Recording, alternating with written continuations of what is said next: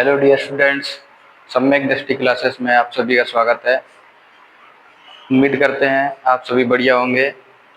हम इस वीडियो के अंदर, इस सीरीज के अंदर भारतीय राज्य व्यवस्था को, इंडियन पॉलिटी को कवर करेंगे और इंडियन पॉलिटी को पढ़ेंगे। ये भारतीय राज्य व्यवस्था से देखें तो ये पहला वीडियो है। इसके अंदर पहला टॉपिक जो शुरू होता है हमारा, भारतीय संविधान के विकास क्रम में जो पहला टॉपिक है, जो कंपनी के शासन से प्रारंभ माना जाता है। मतलब भारत के अंदर जो ईस्ट इंडिया कंपनी रही है, ईस्ट इंडिया कंपनी जब भारत के अंदर व्यापार करने आई और धीरे धीरे करके वो राजनीतिक गतिविधियों में संलिप्त हो गई और शासन पर अपना शिकंजा कस लिया। तो अब मैं इस वीडियो के अंदर कंपनी के इतिहास, ईस्ट इंडिया कंपनी के बारे में, और जो प्रथम जो एक्ट पारित हो रहा है ब्रिटिश संसद के द्वारा, रेगुलेटिंग एक्ट, उसके बारे में इस वीडियो के अंदर चर्चा करेंगे। वीडियो को ज़्यादा ना बढ़ाते हुए हम आगे बढ़ते सीधे अपने टॉपिक की तरफ चलते हैं।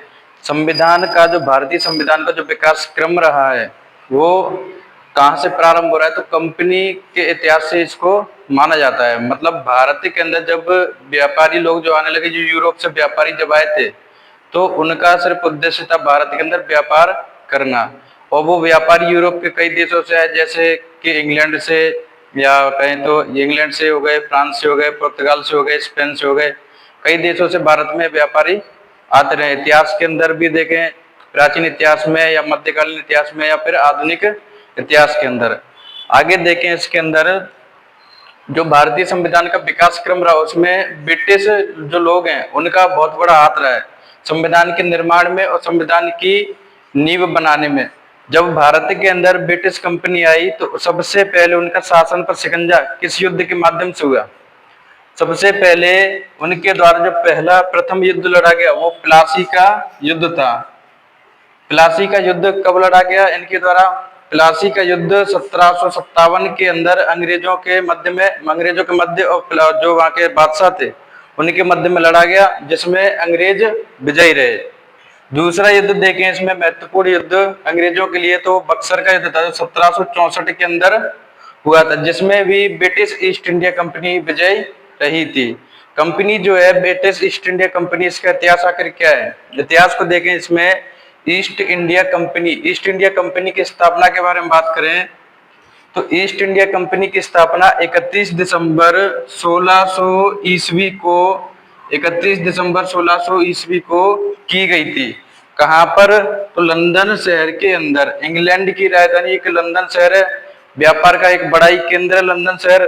तो लंदन के अंदर कुछ व्यापारियों के द्वारा ईस्ट इंडिया कंपनी की स्थापना की गई, जिसको तात्कालीन महारानी जो इंग्लैंड की, मतलब ब्रिटेन की जो महारानी थी, महारानी एलिजाबेथ प्रथम के चार्टर द्वारा इन व्यापारियों को या कहीं ईस्ट इंडिया कंपनी को यह अनुमति दी गई थी कि वो भारत में जाकर अपना व्यापार कर सकते हैं। कंपनी का शासन आखिर कब से कब तक रहा भारत के अंदर? तो कंपनी का शासन 1757 से, 1757 कहां से? तो प्लासी के युद्ध से इसका प्रारंभ माना जाता है, या कहें तो इस युद्ध के बाद में अंग्रेजों के हाथ में सत्ता पर पकड़ हो चुकी थी। तो 1757 से लेकर के 1858 तक, 1857 के अंदर देखें तो सैनिक विद्रोह होता है, जिसे भारत का प्रथम स्वतंत्रता संग्राम कहा जाता है। और इस युद्ध के बाद में जो कंपनी का शासन था वो समाप्त हो गया और सीधी सत्ता थी वो ब्रिटिश ताज के हाथ में चली गई। तो 1757 से लेकर 1858 तक ब्रिटिश ईस्ट इंडिया कंपनी का भारत पर शासन रहा। आगे हम इसके अंदर देखें, जैसे रेगुलेटिंग एक्ट जो प्रथम एक्ट पारित हो रहा है, तो रेगुलेटिंग एक्ट की आखिर क्या विशेषता थी और रेगुलेटिंग एक्ट आखिर क्या था? आगे देखें, जैसे इसमें रेगुलेटिंग एक्ट जो पहली बार पारित किया जा रहा है ब्रिटिश संसद के द्वारा भारत के अंदर, और जो भारतीय संविधान की आगे चल के नींव बनने का काम कर रहा है। मतलब भारतीय संविधान के विकास में ये प्रथम सीढ़ी थी जो भारतीय संविधान के निर्माण करने का कार्य कर रही है। रेगुलेटिंग एक्ट ब्रिटिश संसद के द्वारा पारित किया गया था 1773 के अंदर। कब पारित किया जा रहा था इसको? तो 1773 के अंदर इसको प्रथम बार, मतलब पहली बार इसको पारित किया जा रहा। और ये पहला एक्ट था, पहला अधिनियम था ये, जो संसद द्वारा पारित किया गया। इसको पारित करने के पीछे भी अनेक कारण है कि कंपनी जो थी भारत के अंदर जो व्यापार करने आई थी वो घाटे में चल रही थी। तो ऐसी स्थिति को देखते हुए कंपनी के ऊपर आरोप लगने लगे कि कंपनी अपनी व्यापारिक गतिविधियों की जो भी जानकारी है वो ब्रिटिश संसद तक नहीं पहुंचा रही है, और इसलिए ये एक्ट पारित किया गया 1773 के अंदर। इस एक्ट के अंदर आखिर किन बातों पर विशेष गौर किया गया, आखिर क्या क्या बातें थी, तो देखें तो कंपनी के द्वारा जो संसद के द्वारा, ब्रिटिश संसद के द्वारा जो एक्ट पारित किया जा रहा है 1773 के अंदर, भारत में ईस्ट इंडिया कंपनी के जो जो कामकाज थे, जो व्यापार था, उसको अब नियंत्रित कर दिया गया। मतलब कंपनी जो व्यापार करती थी अब उसे नियंत्रित कर दिया गया। अब वो ब्रिटिश संसद की देखरेख में काम किया जाने लगा। मतलब कंपनी के जो शासन था, कंपनी जिस तरीके से शासन चला रही थी भारत के अंदर, तो उस पर अब संसदीय प्रणाली, संसदीय नियंत्रण स्थापित कर दिया गया। मतलब ब्रिटिश संसद की अनुमति के बिना जो ईस्ट इंडिया कंपनी थी वो भारत में कोई भी गतिविधि नहीं कर सकती थी। दूसरा पॉइंट देखें इसमें, कंपनी के जो कामकाज थे, कंपनी के जो कार्य थे, अब उनको प्रशासनिक और राजनीतिक मान्यता प्रदान कर दी गई, क्योंकि संसद द्वारा इनको राजनीतिक क्षेत्र में एक मान्यता प्रदान कर दी गई। अब ये एक तरीके से कहें तो इस पर सरकार का नियंत्रण हो चुका था। कंपनी के जो भी कामकाज थे वो प्रशासन के देखरेख में होने लगे और एक राजनीतिक मान्यता इनको प्रदान कर दी गई। तीसरा देखें इसमें, भारत में देखा जाए तो भारत के अंदर प्रथम बार केंद्रीय प्रशासन की नींव रखी जा रही है। यहाँ पर भारत के अंदर पहली बार केंद्रीय प्रशासन, केंद्रीय मंत्रिमंडल की नींव रखी गई। इससे पहले जो प्राचीन काल था उसके अंदर केंद्रीय सत्ता स्थापित होती थी, मतलब केंद्र में एक राजा होता था, वो शासन पर नियंत्रण करता था। लेकिन मध्यकालीन और आधुनिक विश्व के अंदर आते आते आधुनिक भारत के अंदर देखें तो केंद्रीय प्रशासन की नींव नहीं थी। तो प्रथम बार 1773 के रेगुलेटिंग एक्ट के तहत भारत में, आधुनिक भारत के अंदर केंद्रीय प्रशासन की नींव रखी जा रही है। आगे देखें इसमें रेगुलेटिंग एक्ट है उसकी आखिर विशेषता क्या क्या रही है। आगे देखें, जैसे इसके अंदर रेगुलेटिंग एक्ट जो पारित किया गया 1773 के अंदर, उस एक्ट की आखिर विशेषता क्या थी, इस एक्ट के अंदर आखिर मुख्य बातें क्या थी, क्या विशेषता थी इसकी। 1773 के अंदर रेगुलेटिंग एक्ट आ रहा है और इसकी विशेषताएं यहाँ पर हम देख रहे हैं। जैसे पहली विशेषता इसकी देखें तो 1773 के अंदर जब ये अधिनियम पारित किया गया तो इस अधिनियम के द्वारा बंगाल के जो गवर्नर थे, बंगाल के गवर्नर का जो पद था अब वो गवर्नर जनरल का पद बन चुका था। और ऐसे समय देखें 1773 के समय में तो ब्रिटिश सरकार की 3 बड़ी प्रेसिडेंसियां थी, मतलब 3 बड़े नगर थे। बम्बई, जिसमें एक तो बम्बई हो गया, बम्बई, मद्रास और कलकत्ता। बम्बई, मद्रास और कलकत्ता, इन 3 बड़े नगरों में से सबसे प्रमुख किसको बना दिया गया, तो कलकत्ता को। और कलकत्ता के जो गवर्नर थे, मतलब बंगाल के जो गवर्नर थे, अब उसका नाम गवर्नर ना रहकर गवर्नर जनरल बन चुका था। और इसके तहत भारत के अंदर बनने वाले प्रथम गवर्नर जनरल थे लॉर्ड वॉरेन हेस्टिंग। भारत के प्रथम गवर्नर जनरल कौन, तो लॉर्ड वॉरेन हेस्टिंग।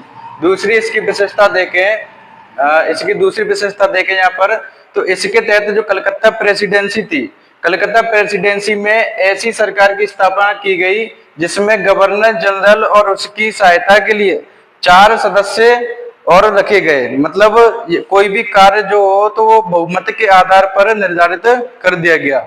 मतलब एक गवर्नर जनरल और 4 लोग, तो कुल मिलाकर ये 5 व्यक्ति हो चुके थे। यदि किसी कार्य को करना हो तो बहुमत से यहाँ पर फैसला लिया जाता था।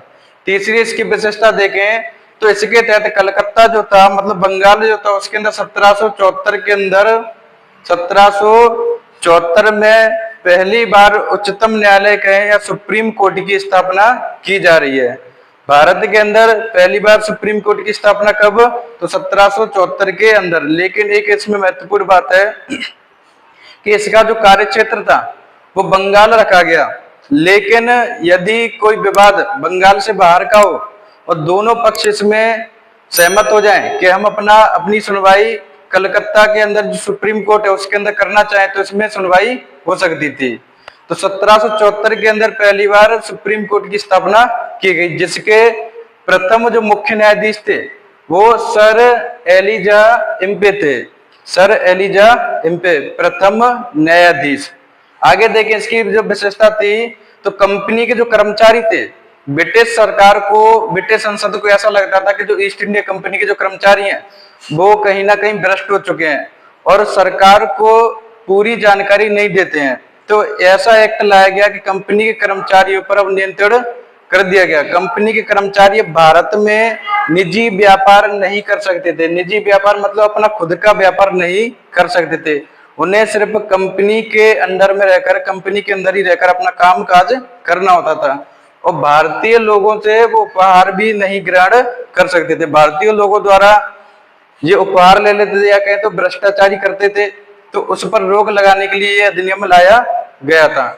जब कंपनी के कर्मचारियों पर ऐसा आरोप लगता था कि आप मतलब गैर कानूनी काम कर रहे हैं, तो अपने बचाव में वो लोग कहते थे कि हमें भारतीय लोगों द्वारा ये उपहार दिए गए हैं। तो ये इस एक्ट के तहत अब उनका निजी व्यापार और भारतीय लोगों द्वारा जो उपहार दिए जाते थे उस पर रोक लगा दी गई, उसे पाबंद कर दिया गया। अगली विशेषता देखें इसमें, तो ब्रिटिश सरकार द्वारा बोर्ड ऑफ डायरेक्टर्स के माध्यम से, इसमें बोर्ड ऑफ डायरेक्टर्स की स्थापना की गई, जिसके माध्यम से कंपनी के शासन पर नियंत्रण रखा जा सकता था। ब्रिटिश सरकार अब बोर्ड ऑफ डायरेक्टर्स के माध्यम से कंपनी के ऊपर अपना नियंत्रण रख सकती थी। अब कहें तो मतलब जो ईस्ट इंडिया कंपनी थी वो पूरी तरीके से स्वतंत्र नहीं थी। अब उसे ब्रिटिश संसद या ब्रिटिश सरकार के अंदर रहकर मौजूदगी में उसको काम करना पड़ रहा था।